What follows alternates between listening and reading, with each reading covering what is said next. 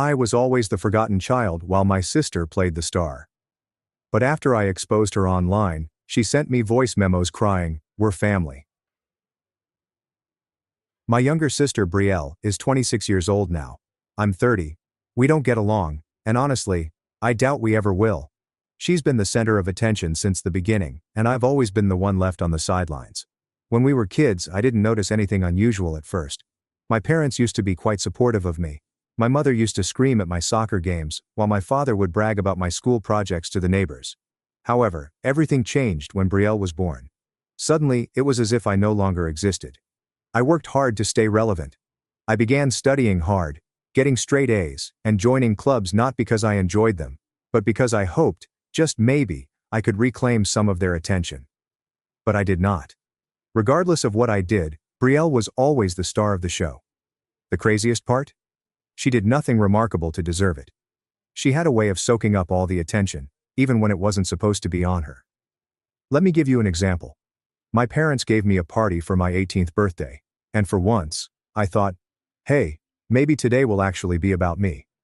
About halfway through the celebration, we received a call from the police. Brielle, 14, was found vandalizing some property with her companions. Her pals escaped away, but Brielle was apprehended.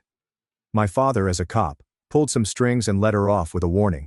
By the time they got her home, the party atmosphere had vanished. I just sat there cutting my cake alone as my parents lectured Brielle in the kitchen. This wasn't even the worst of it. There was one final straw that changed everything. When I was 21, I had just gotten my first real job and was ecstatic. I came home ready to rejoice with my family, but Brielle had different intentions. She arrived with her high school lover and announced that they were engaged, despite the fact that she was only 17. My celebration quickly became an engagement party. I was very furious. But when I tried to explain how unjust it was, my parents disregarded me. They said I was overreacting and should be pleased for Brielle. That was the day I determined I was finished. I refused to remain silent any longer. I severed ties with my family after that. I realize that sounds excessive, but I couldn't take it anymore. They never took my side or stood up for me. It was always about Brielle. I did not want to be a part of a family that treated me as an afterthought. The point is, Brielle thrived in this situation. She enjoyed being the center of attention and didn't mind who she had to walk on to stay there. Every time I accomplished something, she found a way to outdo me or shift the spotlight to herself. My parents let her get away with it every time. After I walked away, they attempted to contact me several times, sending SMS and leaving voicemails, but I ignored them. It's been 9 years since I last spoke to them. I learned bits and pieces of Brielle through the grapevine, especially from relatives who still communicate with my parents. Apparently, she canceled that engagement a few weeks later. Isn't that shocking? It turned out to be merely another attention-grabbing stunt. Brielle's style is classic. Looking back, I realized how much their favoritism had messed with my mind. It's not that I wanted to be the favorite or anything. I just wanted to feel important, like my accomplishments were worth something. But no matter what I accomplished, Brielle always managed to outshine me, and my parents encouraged it, whether they knew it or not.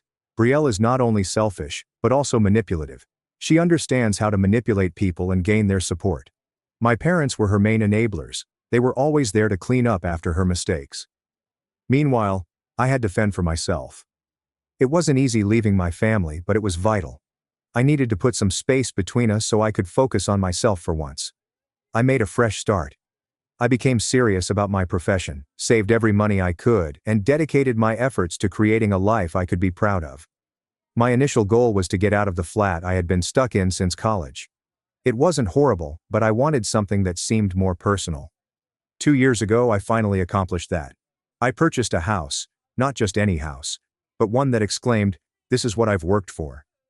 It had everything I desired: space, solitude, and a new beginning. Moving into that residence was like crossing a finish line. I made it. But I wasn't foolish enough to believe I could let my guard down totally. Family has a way of seeping back in, whether we want them to or not. So I informed everyone, including extended relatives and old family friends, that my new address was off limits. I did not want my folks or Brielle to show up uninvited. I was not going to let them spoil this fresh chapter of my life. Meanwhile, Brielle's life wasn't going so well. I did not have direct interaction with her, but people talk. According to what I've heard, her huge business venture a few years ago was a complete disaster. She wanted to start an event organizing firm, which is ludicrous given how chaotic she is. It didn't take long for the whole affair to fall apart, leaving her drowning in debt. Of course, Mom and Dad were there to help her out, as always. Brielle's failures did not end there. I'd heard rumors about her borrowing money from pals and possibly being involved in some dubious business. Nothing solid, but enough to create an image of someone desperate and reckless. Recently I was featured on the cover of a local business magazine. It appears to have sparked many conversations among our family. Brielle most likely heard about it as well, and I can only imagine how much it stung. She's always wanted to be the center of attention, and seeing me triumph must have hit her ego hard. Then followed the graffiti incident. 6 days ago, I was leaving for the evening when I noticed it. My house, my sanctuary, the one thing I had fought so hard to make mine, was splattered with angry, ugly remarks in brilliant red paint. It was everywhere. The front walls, the garage door, the windows, and even my meticulously painted front door. Words like fraud and loser were scribbled across my property in sloppy, jagged strokes. It wasn't just vandalism, it was a personal attack on everything I'd accomplished for myself. I stood there stunned, my keys dangling in my palm, trying to figure out what I was witnessing. My initial thought was, why? What have I done to deserve this? I felt a mix of rage, perplexity, and sadness, all rolled into one powerful storm. I became more aware of finer features as I approached. The paint was still wet and dripped down the walls in uneven stripes. Whoever did this had recently been here. My thoughts raced. Was it purely random? A neighbor with a grudge? But then I noticed something that made my blood run cold. A faint trail of muddy footsteps running away from the site and onto the pavement. They were little, like women's shoes. Suddenly the pieces came together. I stormed inside and headed straight for the security cameras.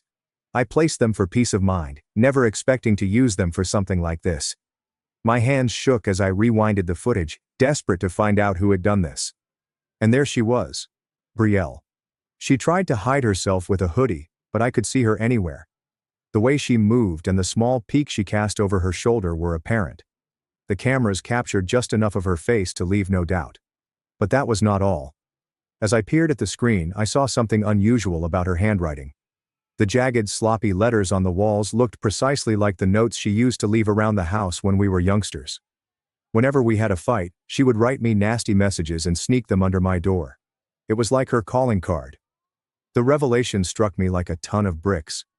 Brielle didn't just want to hurt me. She also wanted to make sure I recognized her. At first, I wasn't sure what to do. My instinctive reaction was to call the police. Vandalism is a crime, and she should face the repercussions. But then I realized who I was dealing with. Dad may be retired now, but he still had many acquaintances in the police force.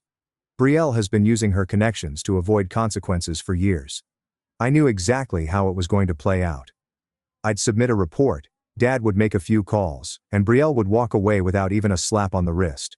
The thought of her smirking and knowing she'd gotten away with it again made my wrath boil. That was not good enough for me. I chose to handle things my way. I grabbed my phone and began photographing everything. I photographed every nasty word, paint streak, and inch of damage. I also made a video of myself standing in front of the graffiti and describing what had transpired. Then I accessed the surveillance footage and captured screenshots of Brielle in action. My heart raced as I put everything together, but I didn't hesitate.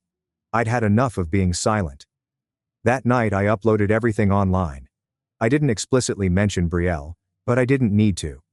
Anyone who knew us, including family members, old friends, and distant relatives, could easily connect the connections.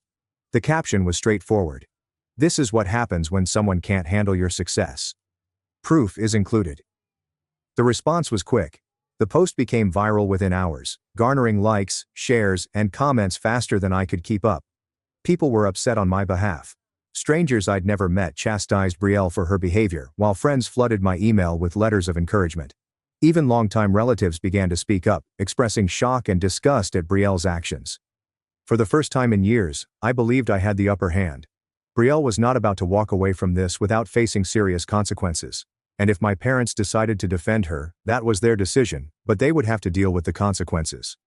I spent the remainder of the night repainting the front door and removing the paint wherever I could. It wasn't simply about repairing the damage, it was about recovering my place. By the end, I was exhausted yet oddly satisfied. The graffiti was removed, but the post remained. This wasn't only about exposing Brielle. It was about sticking up for oneself. For too long I had been silenced, disregarded, and rejected. Not anymore. By the end of the week I had repainted the house and cleaned up Brielle's mess. It didn't cost me much, so I didn't bother claiming insurance. Somehow I felt satisfied. The post remained up. It wasn't just about exposing Brielle. It was about recovering my own voice. For too long, I had been silenced, disregarded, and rejected. Not anymore. That was my mantra as I saw my post spread like wildfire. People I hadn't spoken to in years left comments, messages, and shared it. The response was astounding. Some strangers were upset on my behalf, questioning how someone could be so entitled and cruel. Others contributed their own stories of family dysfunction and betrayal, claiming they could relate to my predicament. For once I didn't feel like an insane person. Naturally, not everyone agreed with me. A few others tried to play devil's advocate, arguing that I should have addressed the situation quietly. But truthfully, I had been keeping silent for years. I was done shielding Brielle from the consequences of her conduct. She vandalized my house, and I had every right to confront her. Brielle was obviously not happy with it. Her communications were all about phony apologies and desperation. She kept pleading, "Come on, we're family," as if this somehow wiped everything she'd done. She volunteered to pay for the damages, which was ludicrous given her financial situation. We were both aware that her only source of income was our parents' money. I turned down the financial offer and insisted that she admit her acts and publicly apologize for the damage. I told her that I would only consider deleting the post after she did so. She flipped. She stated it wasn't fair to expect her to disgrace herself in that way. Humiliate? No. It was accountability, which she had never experienced before. Brielle has a habit of twisting things to make herself look like the victim. She claimed the post was wrecking her life, but the truth was that she had been ruining her own life long before I pushed upload. My folks jumped in as expected. My father called first, his voice tense with rage. He didn't even ask how I was or why I put it. He went directly to defend Brielle. "You need to take that post down. Do you realize what you've done to your sister's reputation?" he demanded, as if Brielle's reputation were my responsibility. I told him Brielle should have considered that before spray painting my house. Dad was not having it. He began using language like family unity and we need to stick together. I could almost hear Mom coaching him in the background. They acted as if I was pulling the family apart, despite the reality that Brielle had done so for years. I remained calm and reminded Dad that if Brielle wanted the message taken down, she knew what to do. I didn't budge. Later in the day, Mom called. She attempted a new approach, hitting me with a guilt trip. She began crying and saying, "I never thought you'd do something like this. You're better than this." Better than what? Stand up for myself? She confessed that Brielle and I were treated differently growing up, but then remarked, "We've tried so hard to fix things with you, and this is how you repay us." I couldn't believe what I heard. Fix things? They had ignored me for years, justified Brielle's actions, and were now playing the victim. I told her that if she wanted to repair things, she should start by holding Brielle accountable. She kept sobbing, claiming I was being unjust. I allowed her to cry it out, but I did not change my mind. The comments on the post kept coming in, and finally some of Brielle's old pals joined in. They said stuff I didn't know about girls, such fights she provoked, scams she ran, and other questionable conduct. The more people talked, it became evident that I hadn't harmed Brielle's reputation. She had done it all on her own. Brielle was in a state of desperation. She sent me another message, this time angrier than the last. She accused me of being a wannabe martyr, exaggerating things, and even calling me jealous. What exactly are you jealous of? What's her debt? What's her drama? My father started into a sermon about family and forgiveness, while Mom did her best to appear angry. A lawyer they brought handed me some documents, claiming that the post was defamatory and needed to be taken down. I skimmed the paperwork, returned them and said, "If you want to sue me, go ahead. But good luck explaining why Brielle was caught on camera vandalizing my property." My uncle attempted to mediate. "Look, I know Brielle messed up, but this is getting out of hand. Let's sit down and work this out," he was saying. I agreed, but when Brielle stepped in, she began ranting about how I had ruined her life. "You don't even know what you've done," she exclaimed, pacing the room. I remained silent and inattentive, letting her rant, which seemed to irritate my father. He raged, throwing his fists at my coffee table so hard that the wood splintered and collapsed. The room fell silent as everyone glanced at the devastation. Dad looked at me and shouted, "Are you just going to sit there and do nothing? This is your family, and you're tearing it apart. I did not respond. I simply stared at him.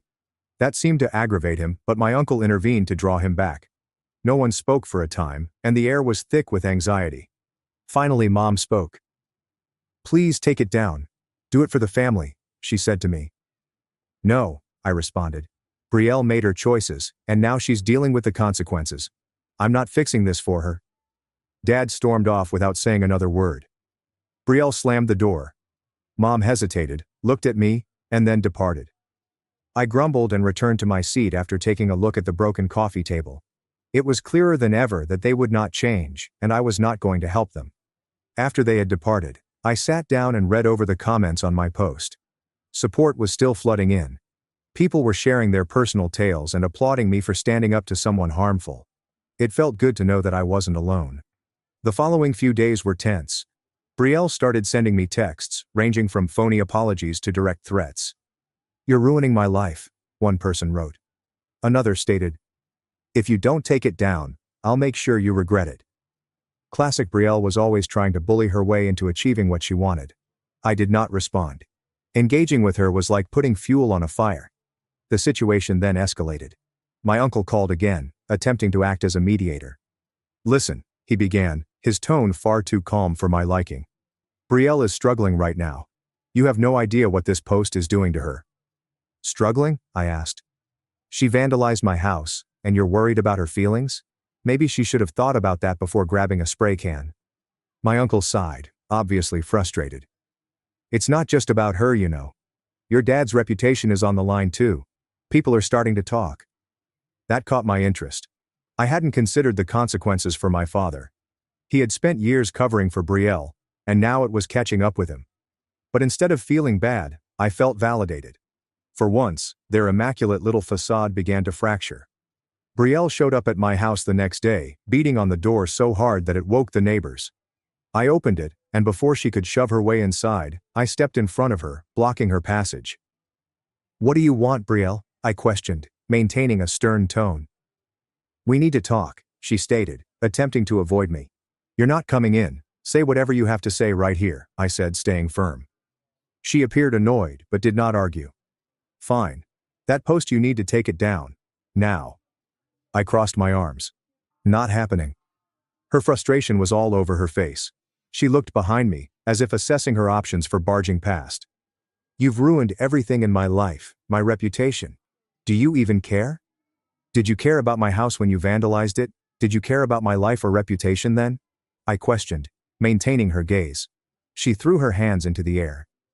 "This isn't fair. You don't know what I've been through." I took a step forward and closed the distance. "You're right, I don't. But that's not my problem, Brielle. You made your choices, and now you're dealing with the consequences." Her gaze darted to the side, searching for something to latch onto. I watched her peek at a flower pot on my porch, her fingers quivering as if she was about to grasp it. Before she could, I moved in front of it. "Don't even think about it." She exhaled sharply and stepped back, visibly frustrated. "You think you're so much better than me, don't you? Sitting here in your perfect little house, acting like your life is so great." "I don't think I'm better than anyone, Brielle," I corrected her. "But I'm not the one who showed up at your house and started causing problems. You don't get to make a mess and then blame me for the cleanup." Her lips opened and closed, as if she wanted to argue but couldn't find the right words. Finally, she turned towards the driveway. "You'll regret this," she yelled over her shoulder, slamming the gate behind her. I remained there for a time, watching her rush away. I wasn't angry anymore.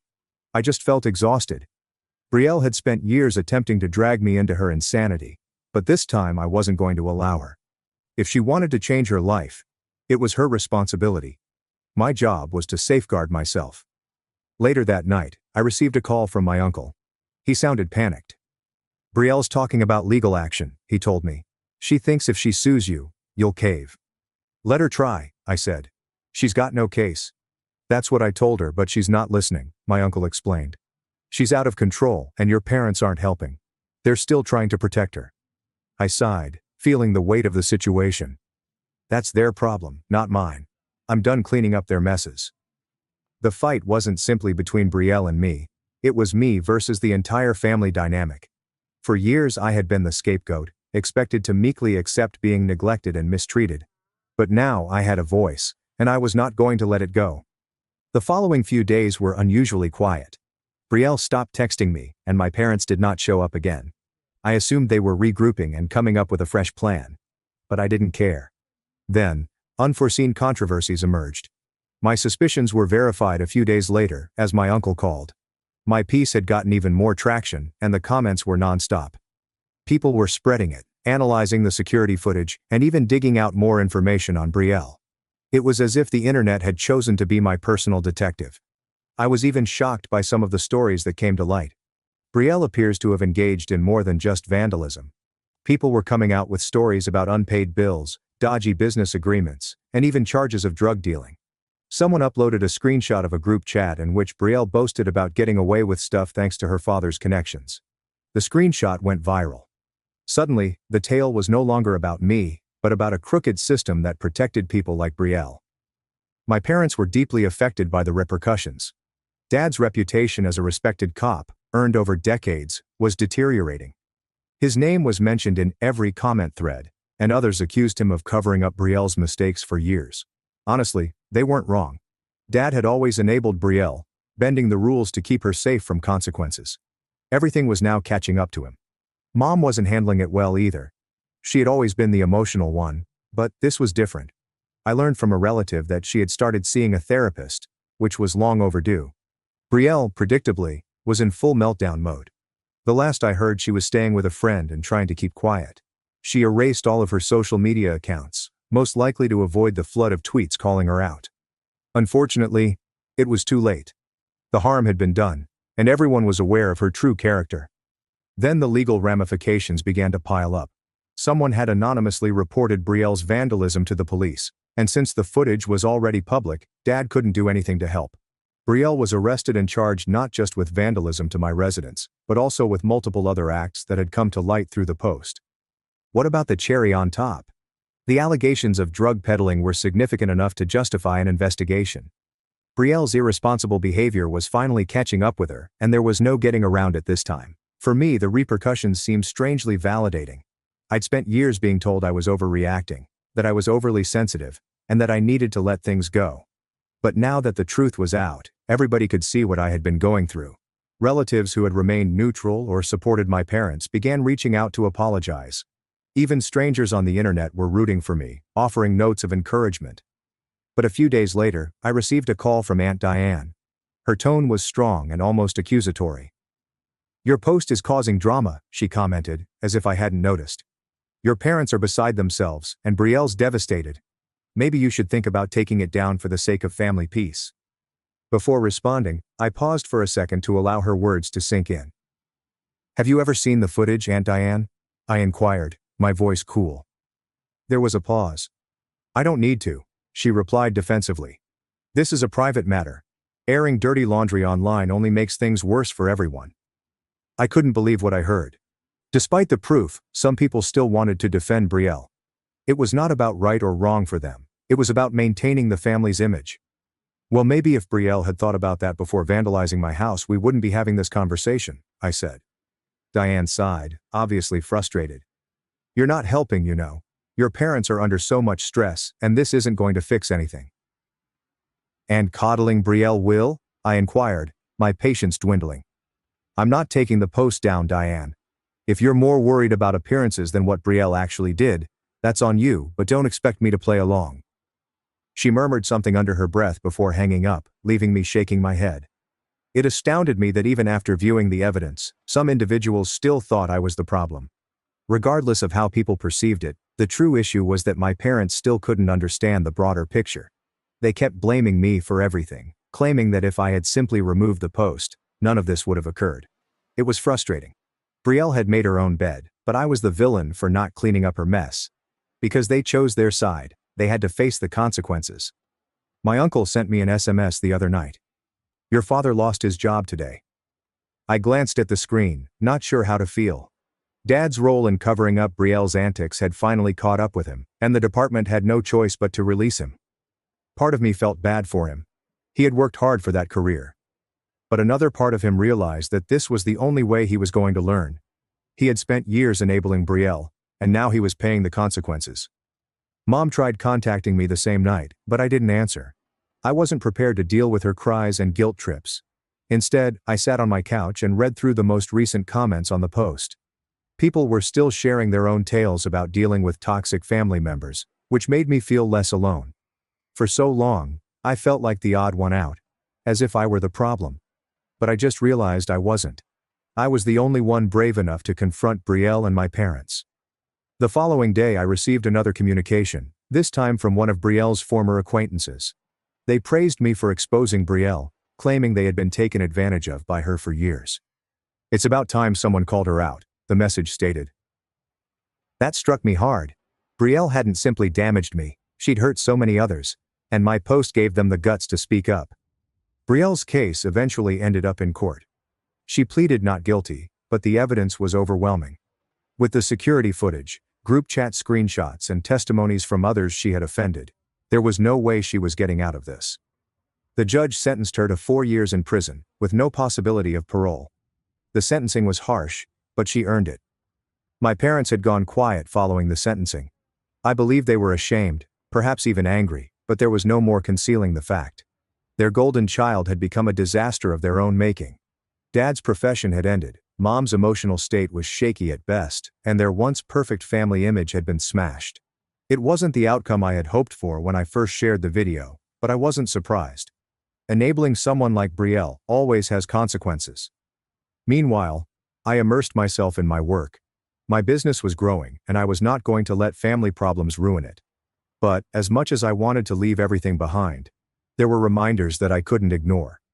Relatives who had been silent throughout the height of the drama began coming out to offer support and share their own grievances about Brielle and my parents. Some apologized for not speaking up sooner, while others simply wanted to scream. It was validating, but also taxing. Everyone appeared to have a story about how Brielle had mistreated them, or how my parents had allowed it to happen. I received a letter in the mail from Mom.